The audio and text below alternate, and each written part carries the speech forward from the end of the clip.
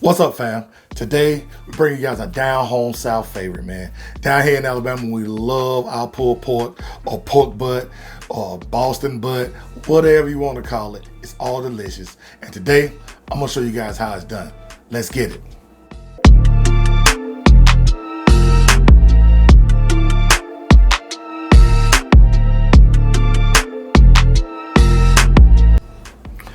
All right, you guys, like I said, today we'll be doing a pulled pork. I have right here about a 8-pound pork butt, and this is what we're gonna be using today. Okay, so first of all, what we wanna do, let's clear everything up about this cut of meat. The pork butt or the Boston butt itself is not a part of the pig's butt. What it actually is, it comes from the shoulder area. All right, the upper shoulder area. That's where you get your pork shoulder or your Boston butt from. This area right here, this big muscle. Okay, you come down a little bit more, that's where you get your picnic roast, and you come down even more, and that's where you get your ham hock from. Now, historians say, you know, they got the name derived from up in Boston, where it's a hometown favorite dish. But you know, they say that back in the day, pre-Revolutionary War days, that they used to pack the cheaper cuts of meat, such as the ham and the pork shoulder. They used to pack them in these barrels that were called butts, which derived from the Latin term butitus or butitus, okay, which means cask or barrel. But I digress. Let's get back down to business. All right. Now, we're really not going to do a whole lot of trimming. It's not a lot of trimming to be done. We just want to get some of this fat right here that's not going to render down. I want to ease some of that up off of there. Okay.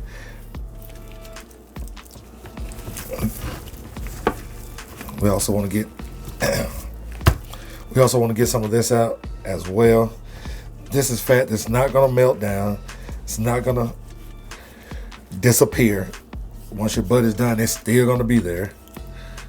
So you want to get all that out in this colorizations. Let's get this piece right here. But other than that, people, there's not a lot of work to be done. Not a lot of trimming to be done. Just want to get this stuff that we know that's not going to render down. We're not going to get crazy with it. Flip it back around over here to this tube right here. As you can see, everybody knows this part right here is this is the money muscle. If we would trim this up for competition, we would slice down off here and trim down off here and separate this portion right here to give to the judges. But we're not.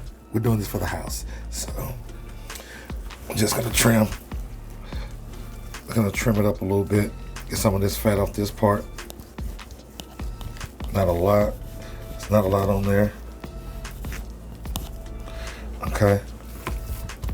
We'll flip it over to the fat cap side. As you can see, it's already been trimmed down, so there's nothing to do with that. If you get one and it's not already trimmed down, it's a big layer of fat stick out the skin on the back. What you can do is you can trim it down yourself. You want to leave about 1/8 of fat on this back side on this fat cap for rendering.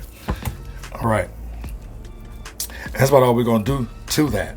It's like I said, it's not a lot that needs to be done. Now, we're going to add our binder. As you guys know, I love to use yellow mustard as my binder.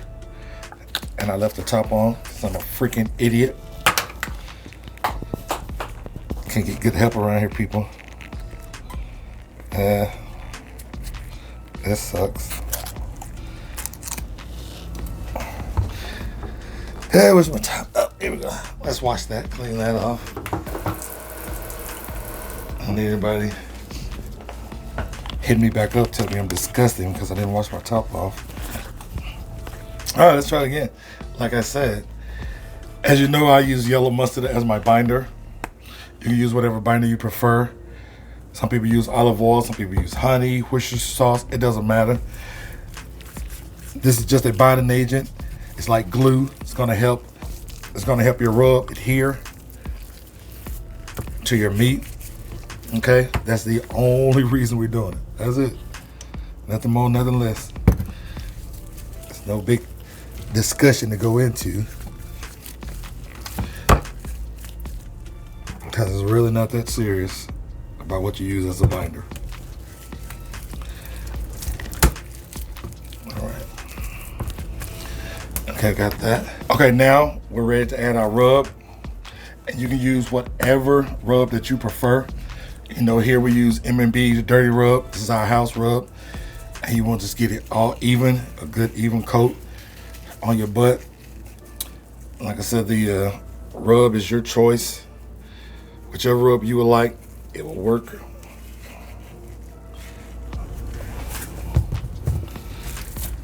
Main thing is you want to coat it well all over. This right here is going to help you build that bark that you want and that you're looking for when you're cooking a butt.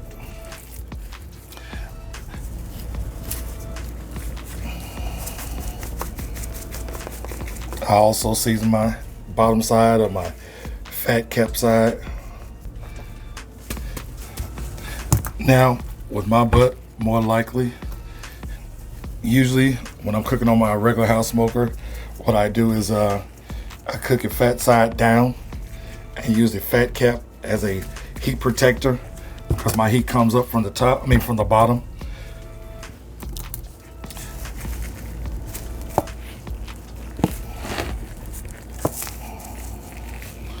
Some people say, well, you need to cook the fat side up, so it can render down. But it's really your choice, your preference, whichever. After you get started and you do it, most time I use my fat cap as a heat protector. That's exactly what I use it for. All right, now that we got it nice and seasoned up, ready to put it on the smoker. Let's blaze up.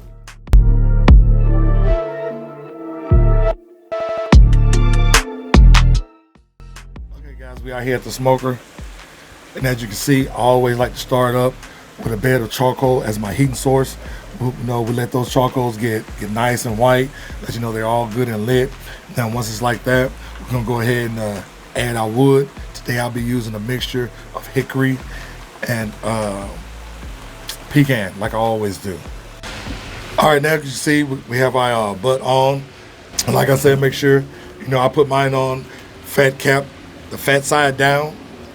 I use it as a heat protector. It protects my meat because my heat comes up from the bottom. All right, now,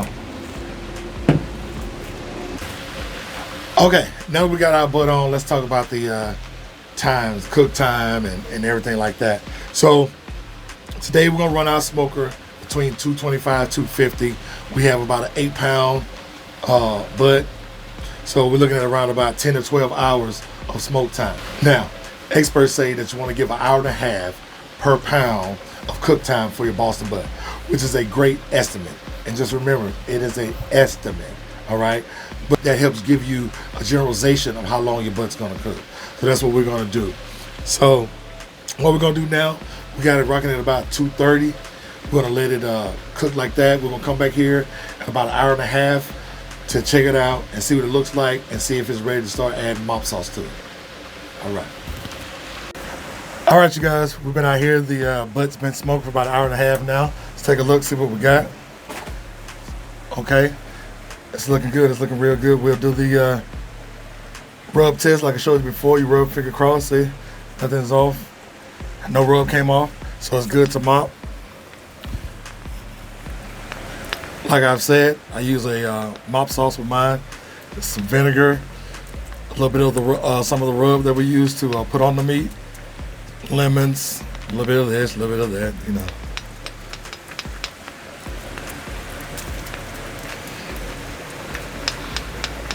Okay, so now we're gonna repeat this process about every 30, 40 minutes until we get ready to check it out midway before we wrap. Okay, so now the butt's been smoking about 4.5 hours. This is enough smoke for me, so I'm gonna go ahead and take it off, get ready to wrap it. All right, be mindful as I do. You see me taking this stuff off of these gloves. I do have liners on up under that, so don't just take them off with just the plastic gloves by themselves. All right, let's go get this thing wrapped up. Okay, the wrap process is simple. Just make sure you have enough aluminum foil. I use 2 pieces. Now, I don't put anything inside my foil while it's cooking for the pork because, the fat and grease from the pork itself will be plenty.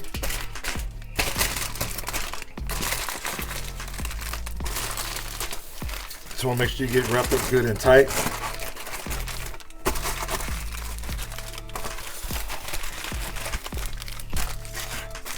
All right, let's take it back out. Back outside, we're gonna go ahead and place our butt back on the smoker. At this time, I'm going to go ahead and insert my meat thermometer. We haven't been checking out the temperature up until now. It really hasn't been that important. I'm going to go ahead and insert my meat thermometer. Make sure you got it in the middle of the good part and not touching the bone. As you can see, we got my alarm set for 200 degrees. So once I hit 200, it'll start going off. And then we should be good to go by that time. All right. All right, ladies and gentlemen, as you can see, we went ahead and got the butt off. We brought it back inside. As you can see, the alarm is going off at 200. We're reading 201. So we're gonna check it out.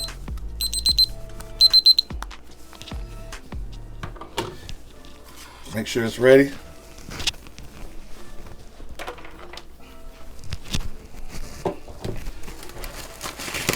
I went ahead and transferred it earlier to a pan so it can catch the juices. So I wouldn't lose any of those good juices coming out of there. Okay, now, even though the thermometer read 200, we'll go ahead and check with our InstaRead. Feels soft. Okay, it's reading 200, 201, 206 over here. Then this biggest part, you can see read 203. And that's exactly where you want it at. All right, so what we have now is your pulled pork finished right here. All right, you got this blade bone right here. You take this bone.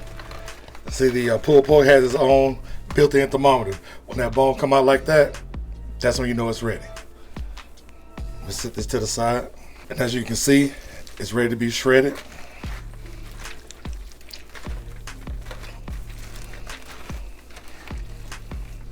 Let's reach off in there and start shredding. As you go out, like I said, I like to let it sit in the juice that we have. Now this thing right now is super hot. Like I said, I have these gloves on with these liners, so it's not burning me. But this is some great, tender, juicy meat that we have here.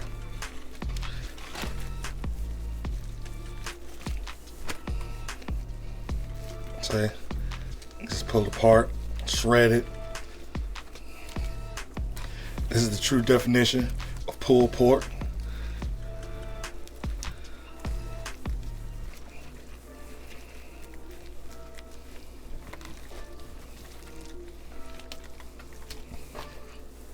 All right, this is exactly what you want, people. This is what you want your end result to be. Tender, pull, been able to pull it, fall apart, pulled pork. Now, at this stage right here, you want to go ahead and continue to pull it apart, getting out any fat that you want. And at this point, you can do several things with it. You can put it in sandwiches, you can make tacos with it, whatever your heart desire. All right, ladies and gentlemen, and that's how it is. That's pulled pork, me and my backyard style. And that's all we got for y'all guys this week. Like I said, like we always say, just do as our motto says. Go out and let's make the world smile, one plate at a time. One.